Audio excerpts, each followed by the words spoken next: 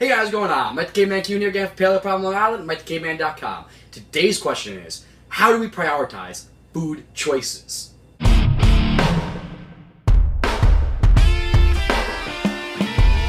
the caveman. And the answer is, just eat real food. That's the way you prioritize it. Make that your number one priority. Real food. So this question came about as a result of a post a friend of mine made talking about how to make the right choices. And the idea was that you focus first on calories, then on macros, then on macronutrients, then on nutrient timing, followed by supplementation. The problem with this is the same problem that we've had for the last 30 to 50 years. We've focused so much on calories in, calories out. Then comes the macro crowd, and if it fits your macros, doesn't matter, it's ready to go. Both of these, however, often require substantial math skills that doesn't always add up, and we'll talk about that more in a second.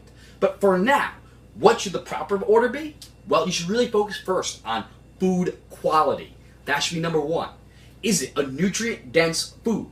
And is it going to impair or help your digestion? Because if it's going to impair your digestion, you're not going to absorb those nutrients as well. You could increase inflammation and autoimmune responses. And if it's not nutrient-dense, your body's going to keep craving for more. So it's going to be a lot harder to regulate those calories. Next up comes your macronutrients. The reason being, well, hormonal cascade. So we agree on that one. Macros is number two. Fats and proteins are going to be more satiating than carbohydrates are, particularly of the refined variety.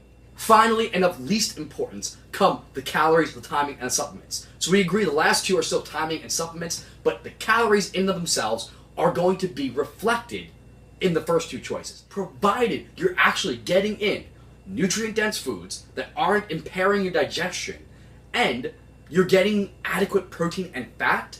Your hormones take care of that. You're going to get in the nutrition, so your body's not going to be craving things as much. You're actually going to be full and not eat more calories. Those will help to regulate themselves. But let's go back to that calorie counting game for a second, since that's the most important one in many people's eyes. I want you to download an app that can track your calories if you don't already have one. And what I want you to do is I want you to compare the total caloric intake that it tells you took in, and then do the math on all the individual nutrients that you took in. To help you out with that math, let me give you the caloric values for each of those nutrients. If it was a long-chain fatty acid, you'll be taking in 9 calories per gram. If it was a medium-chain triglyceride, so an MCT, you're looking at roughly 8.3 calories per gram. If it was an alcohol, about 7 calories per gram.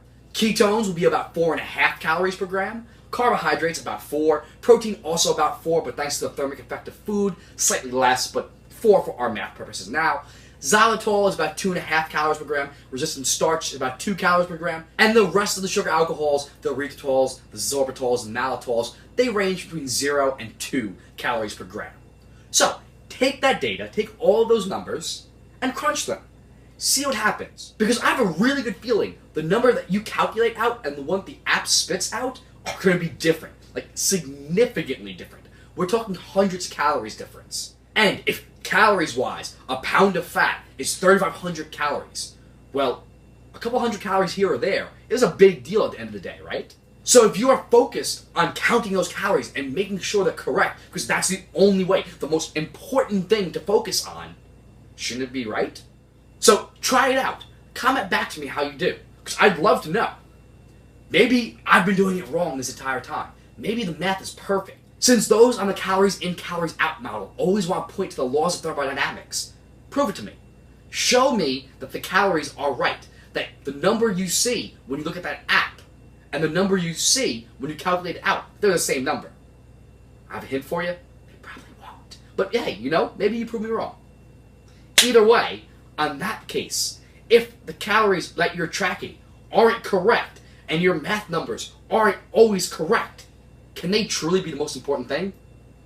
Probably not. So, as I always say, eat real food. So, your biggest takeaways are what should you be prioritizing when it comes to food choices, and first and foremost, as always, it's real food. Food quality, nutrient density, and digestibility. How does it affect your digestion, and how will it replenish what you have missing in terms of your micronutrients? That is more important than anything else, because that sets the stage for how many calories you consume. From there, you look at the macro ratio, look at foods that are more satiating, things like proteins and fats, a little bit of fiber perhaps. Those will keep you fuller for longer. Taking all this into account, you're not going to have those cravings. And as such, your caloric intake will tend to balance out without having to resort to complex equations. So, hopefully I helped you out, guys. You know what to do. Like and subscribe down below. Share it with your friends. Head over to Instagram and Twitter and follow me at Mike the Caveman, over on Facebook, over on Paleo Problem Long Island, and of course, over at MikeTheCaveman.com. That being said, have a wonderful rest of your day. Stop worrying about the calories. Go eat real food. I'll see you tomorrow. With the exception of somebody going to the war and getting stabbed with a I'm sword. the caveman.